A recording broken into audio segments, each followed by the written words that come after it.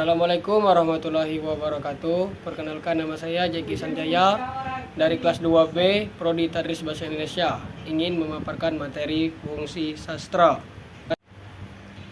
Kalau suatu karya sastra berfungsi sesuai dengan sifatnya, kedua segi tadi, kesenangan dan manfaat, bukan hanya harus ada melainkan harus saling mengisi.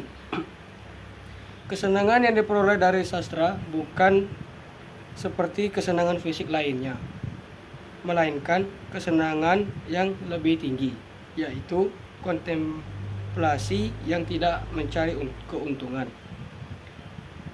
Sedangkan manfaatnya, keseriusan bersifat didaktis adalah keseriusan yang menyenangkan, keseriusan estetis, dan keseriusan persepsi. Masalah penting lainnya adalah apakah sastra mempunyai suatu fungsi atau beberapa fungsi. Dalam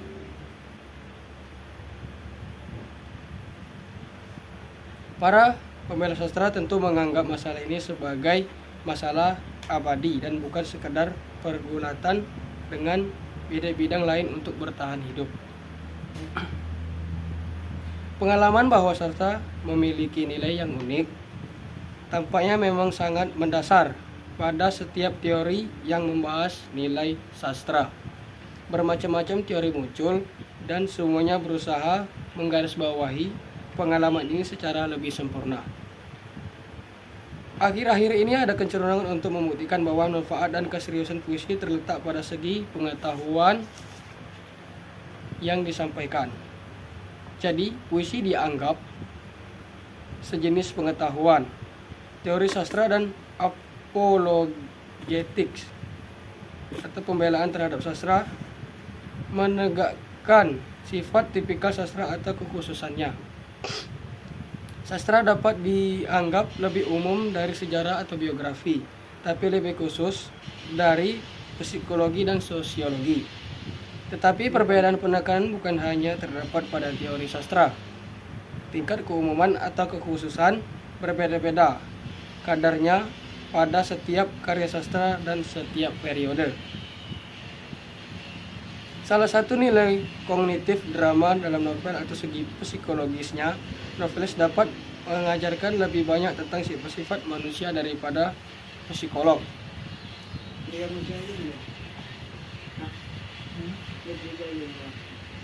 Bagi para psikolog atau menjadi kasus sejarah, memberikan ilustrasi dan contoh. Tetapi kita kembali dihadapkan pada kenyataan bahwa psikolog akan mengambil sejumlah nilai tipikal novel dari latar keseluruhannya. Max Eastman, seorang teoretikus yang juga menulis puisi, menyangkal bahwa pada abad ilmu pengetahuan, pikiran sastra dapat mengungkapkan kebenaran. Bagi Eastman, pemikiran sastra adalah pemikiran amatir, tanpa keahlian tertentu dan warisan zaman para ilmu pengetahuan yang memanfaatkan sarana verbal untuk menciptakan kebenaran. Menurut pendapatnya, kebenaran dalam karya sastra sama dengan kebenaran di luar karya sastra, yaitu suatu pengetahuan sistematis yang dapat dibuktikan. Apakah puisi mewujudkan apa yang sudah ada atau memberikan pengertian artistik baru bagi pembacanya? Pertanyaan ini sulit untuk kita jawab. Di antara karya seni sastra melalui pandangan hidup, seperti kebenaran, sastra tampaknya merupakan kebenaran dalam sastra, yaitu suatu filsafat dalam bentuk konseptual sistematis dari luar bidang sastra yang dituangkan atau diwujudkan dalam sastra.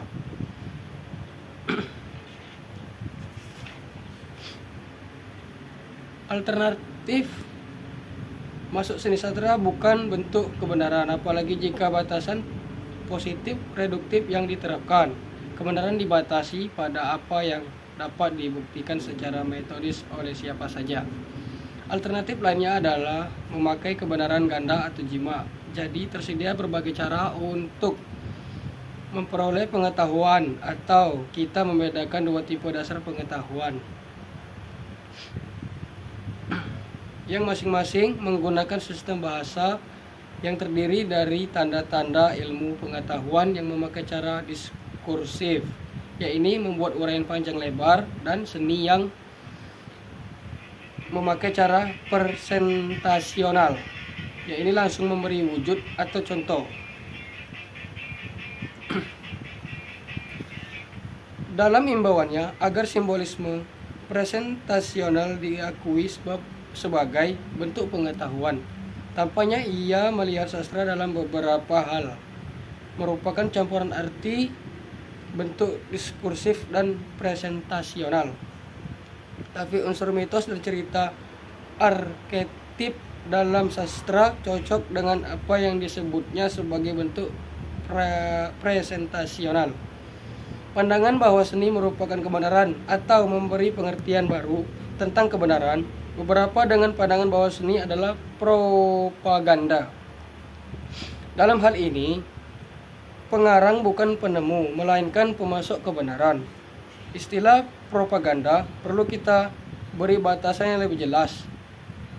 Dalam bahasa populer, istilah propaganda dikaitkan dengan doktrin yang berbahaya yang disebar oleh orang-orang yang tidak dapat kita percaya. Baik, itulah pemaparan materi dari saya. Sekiranya ada salah kata, mohon maaf. Kepada Allah saya mohon ampun. Saya akhiri. Wassalamualaikum warahmatullahi wabarakatuh.